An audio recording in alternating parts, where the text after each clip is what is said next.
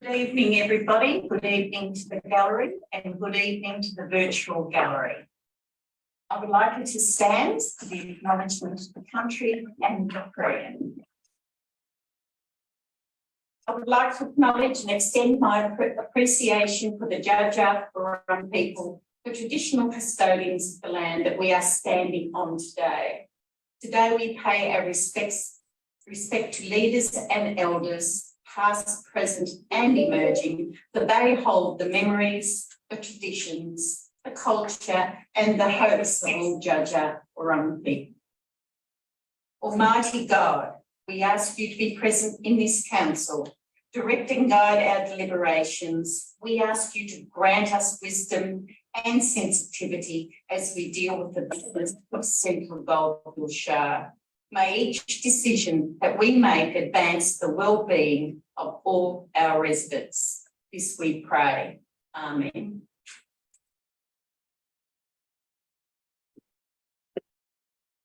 Go through the apologies. We have two apologies this evening. Councillor Wayne Sproul and Councillor Jed Lovett. Item number 4, conflicts of interest. Do we have any conflicts of interest this evening? Yes.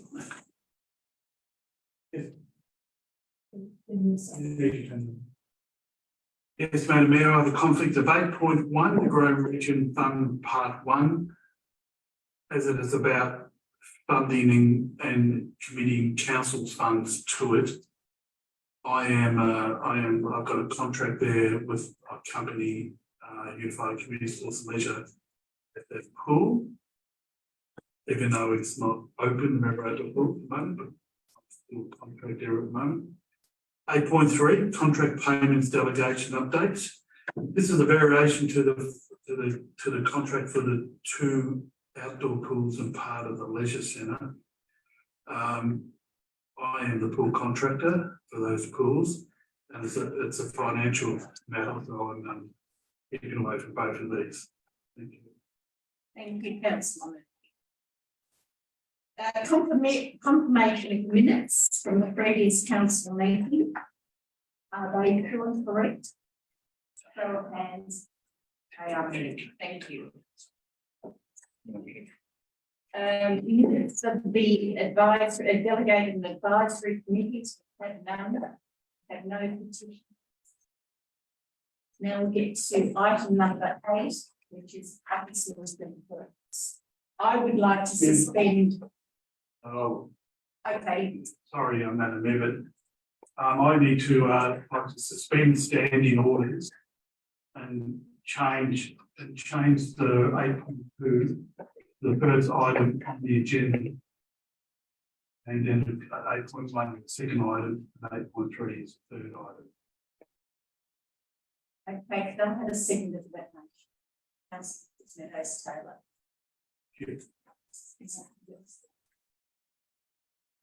All right, so all those carry that motion? That's unanimous. So now we will start off with items 8.1.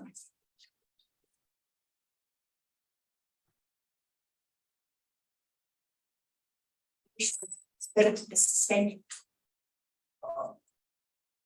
already spoken about my conflict of interest. Instead of me going in and out of the meeting, with only 3 items is better than the interest. Yeah. Thank you. We have moved that item. So now I pull. Yes,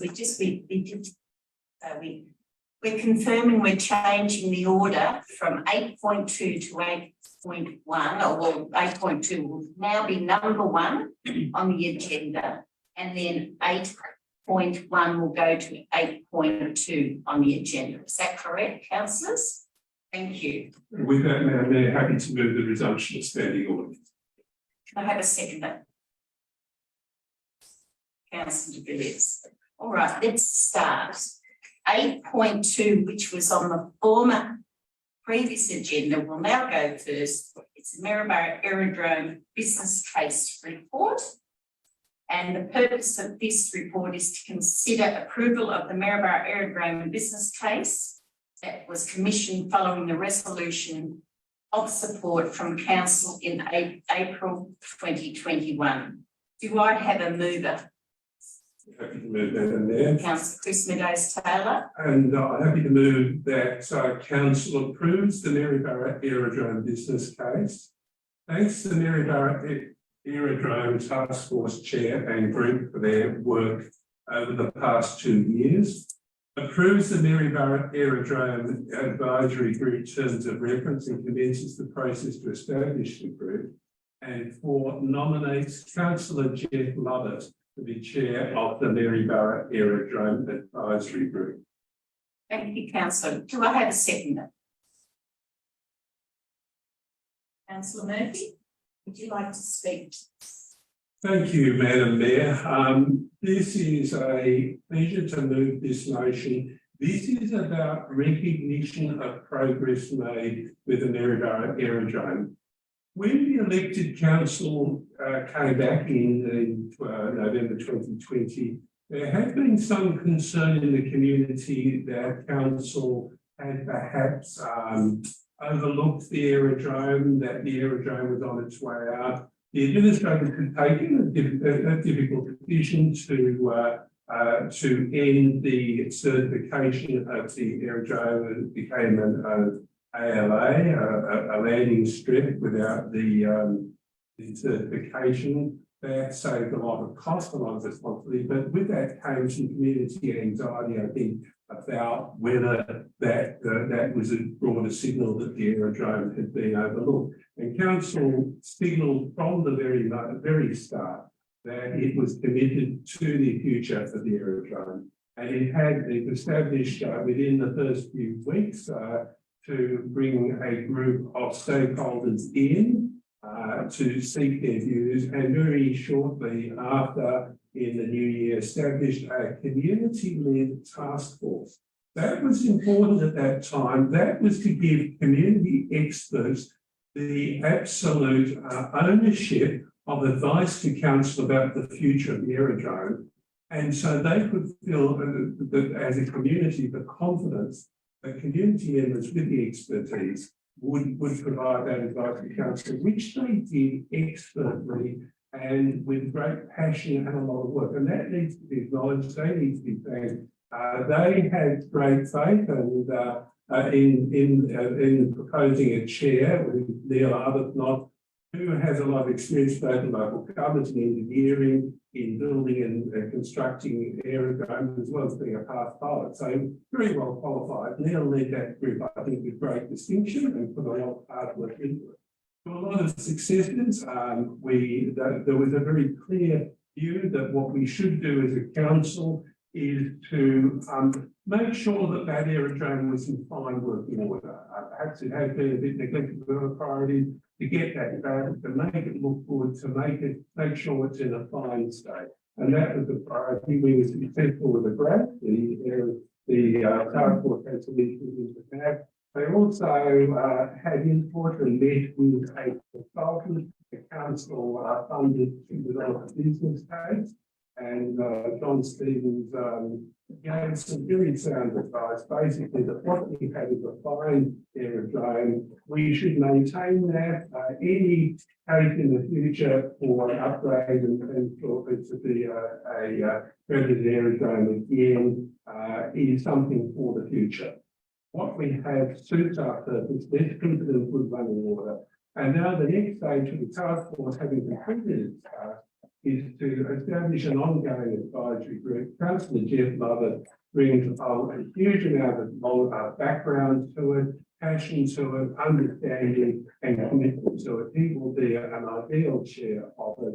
And I think that with officer support and as proposed, we can now slot it into an advisory committee to give us the expert that we want, and thank the task force for the job well done. Maryborough Aerodrome will enter its next stage and it will be a happy stage and build on the success today. Thanks, Matt.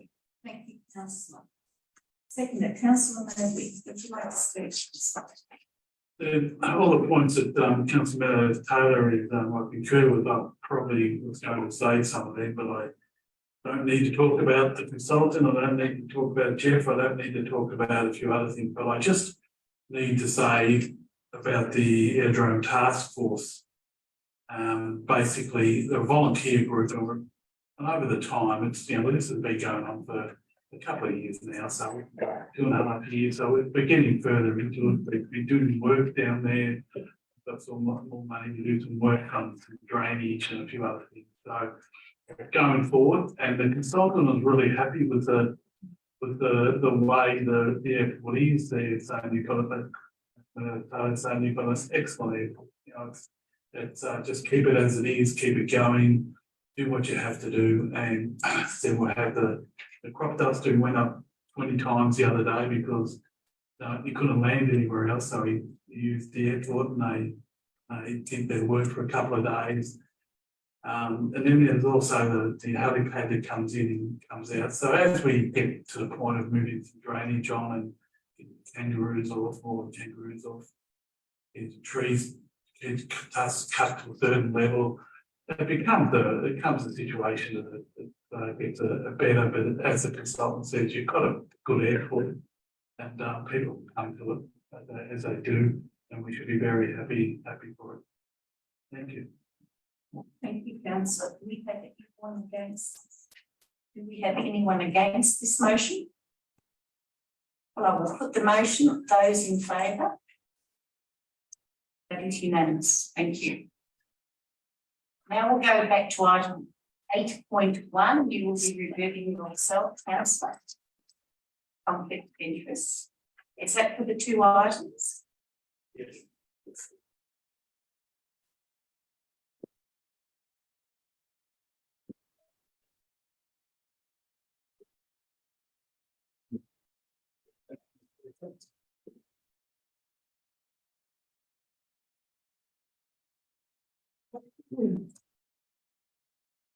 We'll now go to item 8.1, which is on back to that item, which is on your agendas.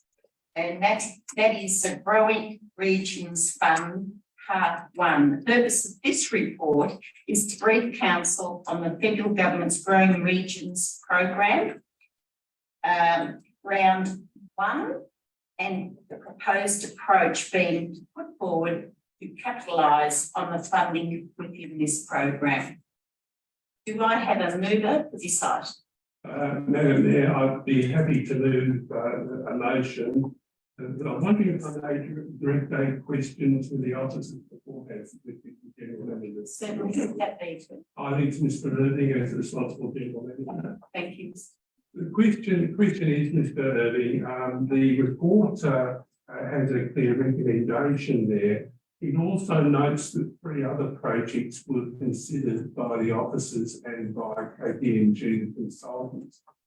The question is, could you just advise Council on the readiness of those other projects, first of all, in terms of to be submitted, so the business case readiness of those other 3 projects and the degree to which those other projects were assessed by the officers and the consultant as meeting the criteria that the fund, the GRP fund requires. Thank you for the question, Councillor. When considering the projects that may be suitable for funding through the Growing Regions Fund, in the first instance, officers went to the priority projects document that sets forth the opportunities Council will continue to advocate for external funding to allow for appropriate delivery.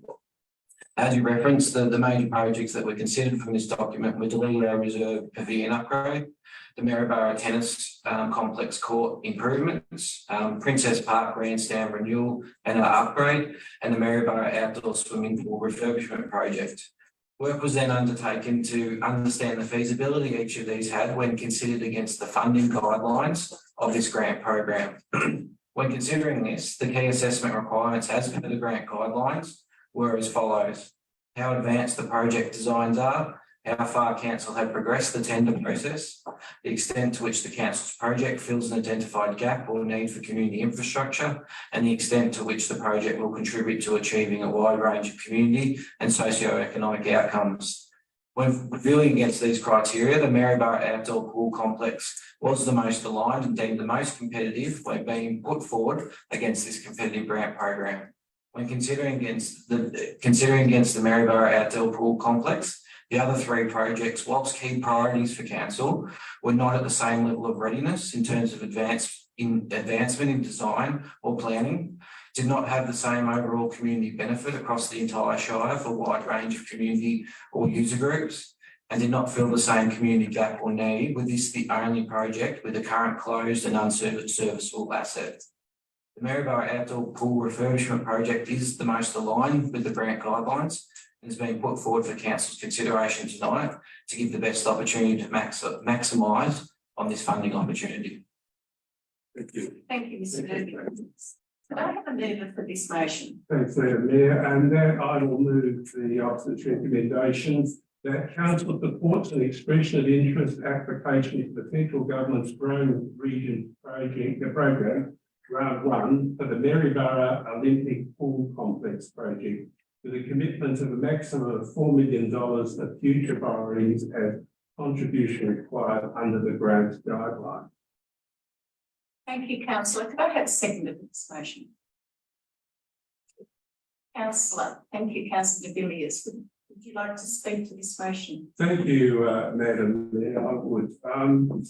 This is an opportunity for us.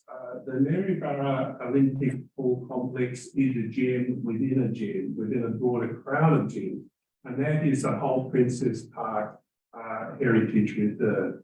And the significance of that is the park itself, Princess Park, has a heritage Victoria certification criteria because of its significance and beauty and the structure of the park itself. So does the Lake Victoria, so does the grandstand, and importantly, so does the Olympic Pool Complex, particularly with its Art Deco design. So it is incredibly significant that all of those Heritage Victoria and recognised heritage assets sit within that overall complex. This pool has really served us well. It has come after a long age of establishment in the 1930s. Fair wear and tear, it's had its day, and it needs major structural work, as does the complex around it. And there has been a lot of community and concern and anxiety. Will this ever happen? We know how difficult it is to fund under state recreation guidelines pools, let alone a pool of this nature and complexity and cost. So the opportunities to fund this are remote and difficult, and it is pleasing to note that this does meet the guidelines and it is business case ready and shovel ready to go. And I think this is an opportunity we can ill afford to miss. I am deeply sympathetic to the business case before. We all want to see the grandstand done, and the grandstand is that in heritage assets, but I accept the point it's not ready. My councillor next to me on my right-hand side is a passionate advocate, rightly so, for the Ledio Reserve in Denali, which is one of our priority projects, and which we, I believe, will continue to seek and support. And equally, I know the tennis group, and the head of Carr, who is actually lives in Salford, but my resident has been a passionate advocate there. They are all critical projects that we are supportive of and will assist with and work with. And in terms of readiness, we only have one bite of the cherry, biting off a lot at this stage in terms of $4 million of borrowings, but we can, I think, responsibly, as the report illustrates, we can responsibly do that, and but I don't think we can go more than that. And so this is our one-off opportunity. This is an opportunity to have a shot at doing something which is incredibly important to not only Maryborough, but our shire, to our region and Victoria's heritage. I think this is something we should do. I'm happy to support it. I recognise very much those other projects, which will continue, no doubt, to champion, support and seek every opportunity to fund. This is ready to go now, and I think it should go, and I hope that we achieve the real success that it deserves. Thank you. Thank you, Councillor Chris Meadows-Taylor. Councillor De Villiers, would you like to speak to this? Would anyone else like to speak to this? Councillor Elizabeth Long. Yep, thank you, through the mayor. I would like to speak against this motion with deepest respect to CEO Ms. Rocky and her staff, especially General Manager Infrastructure Assets and Planning, Mr. Irving, who together with his team have done a power of work to get this report tabled tonight. This report notes that the Deledio Rec Reserve is one of 4 priority projects that were considered for round 1 funding. Unfortunately, Deledio didn't make the cut, even though a general pall of decay, deterioration and despair pervades at Deledio Rec Reserve. Excuse me. The appalling state of the pavilion, a building which has long past its use-by date, and were it a dwelling, it would be described as a knockdown. In all honesty, it deserves nothing more than that fate. Deledio is such an eyesore and hazard that it brings real shame and embarrassment to locals when hosting clubs during home games. The toilets are a disgrace. Women and girls are not adequately catered for with unsanitary features. One of the female toilets, when not shut properly, will actually lock the occupant inside the cubicle. As for disabled facilities, forget it. If you are elderly, have a loss of mobility or in a wheelchair, you need to use a toilet, you will have to leave the premises. The kitchen fails OH&S standards on many levels. Change rooms for both home teams and visitors are lacking even basic amenities. These facilities are not female friendly, and it is disappointing and somewhat shocking that they are all Denali has to offer their female players and visitors, with many choosing instead to get changed in their cars. Deledio is host to many local organisations such as the Denali Football Netball Club, Lanakuri Denali Cricket Club, Denali Horse Activities Club, Golden Triangle Archers, the Denali CFA, Central Goldfields Historic Machinery Society, the Denali Primary School, and the hub of cluster rural schools, including Denali, Bialaba, Talbot, Talnagulla, Timor and Newstead. Deledio is used all year round. This cannot be said about the Maryborough Outdoor Pool, which generally only opens during energy break through November and runs for 4 to 5 months, but only when the weather's above 25 degrees. The anticipated cost to repair the pool for these 4 to 5 months of use is $8 million. $4 million is sought in federal funding and the other $4 million supplied by council. Granted, the cost for Deledio comes in at $6 million, $3 million from funding and $3 million from council. However, this includes the removal of the old building that contains asbestos, and that is quite a part of the cost. For at least 20 years, the Denali Recreation Reserves Committee of Management and the more recently formed Deledio Reserve Sports Committee have tried to access appropriate funding from different government departments, members of parliament and grant organisations. Deledio has the attention both on state and federal levels.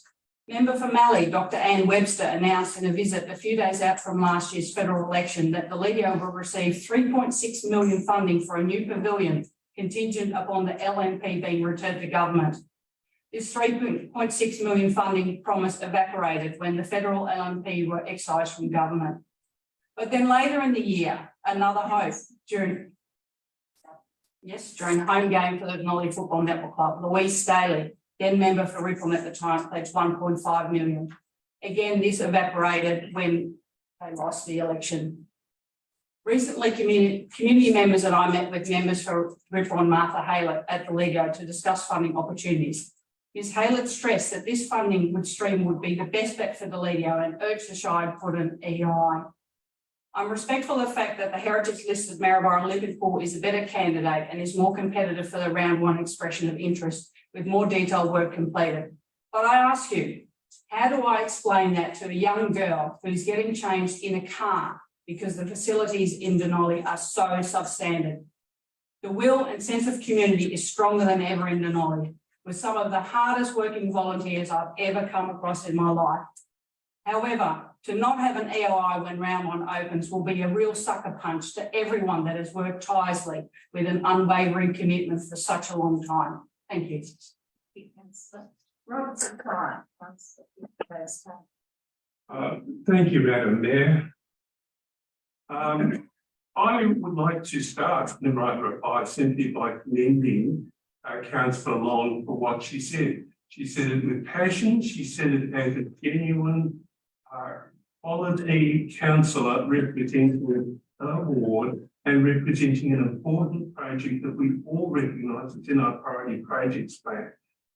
As she acknowledged, and she made a passionate case for it, and it's a good case, and it's a case we will all support. So as I think Councillor Long acknowledged, it is a better fit, and this is the officer's recommendation, as Mr. Irving said, a fit at this point of time is better for this project. That does not in any way mean that we take our foot off the pedal to find funding. Hopefully, as the Commonwealth Games Board close other doors, including funding doors for sports, open.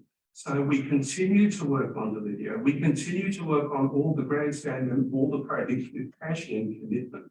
So for this point of time, I believe this is the right project. This is the one that's been identified. This is business case ready. This gives us our best case. This is a project that otherwise is going to be incredibly difficult. And I believe that notwithstanding the comments that I really support, the Council Long advanced, this is the appropriate motion. This should go forward at this stage, and I put that view forward, Madam Chair. Thank you, Councillor. Now we will put this to a vote. Those in favour of the motion? I have a question. I point of order, the motion was put. Can you put the motion? Those in favour? Those against?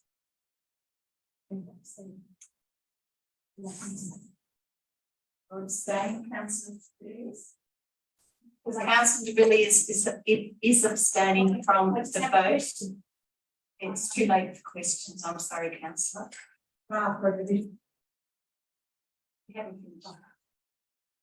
So you're abstaining?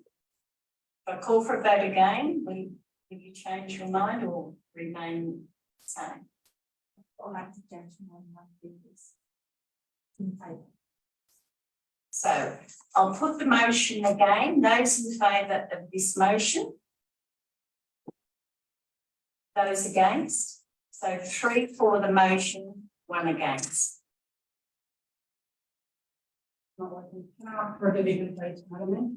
Councillor Elizabeth Long is willing for a division. Those in favour? Councillor Chris Meadows Taylor, Councillor Annie Villiers, and Councillor Grace Lavella. Those against?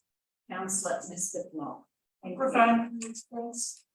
Sorry. Councillor Elizabeth Long is against. So 3 for Councillor Chris Meadows Taylor, Councillor Annie Villiers, and Councillor Grace Lavella, and 1 against Councillor Elizabeth Long. Thank you. So the motion is now carried. Thank you. So we're almost we are to the end. We're now moving on to item 8.3, which is the contract payments of delegations update.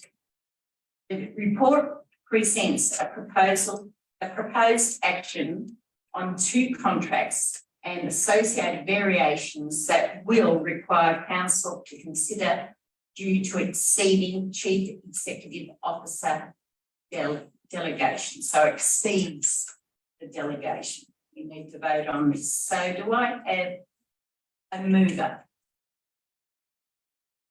Councillor Annie Villiers, so moved.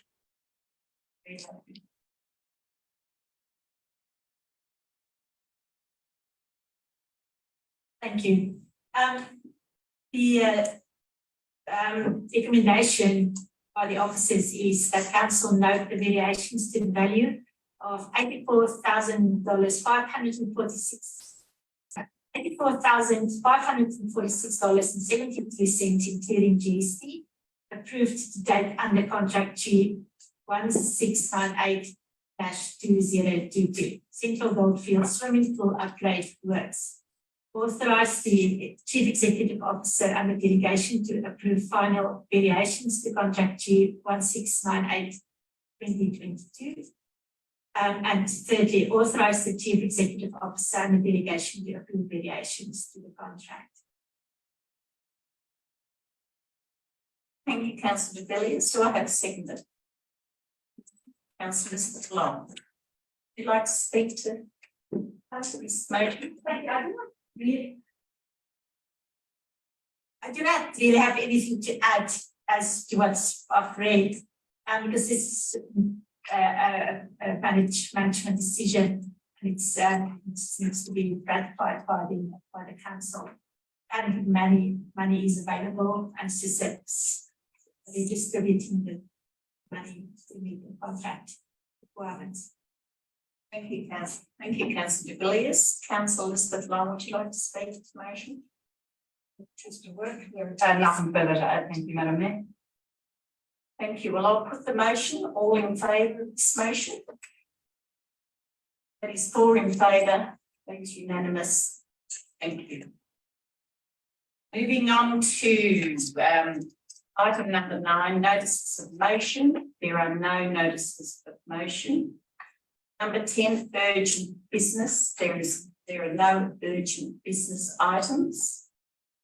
Number 11, confidential business, no confidential business. And number 12, we are now closing the meeting. I'd like to thank you all for coming and joining us, and also thank you to the virtual gallery. Thank you.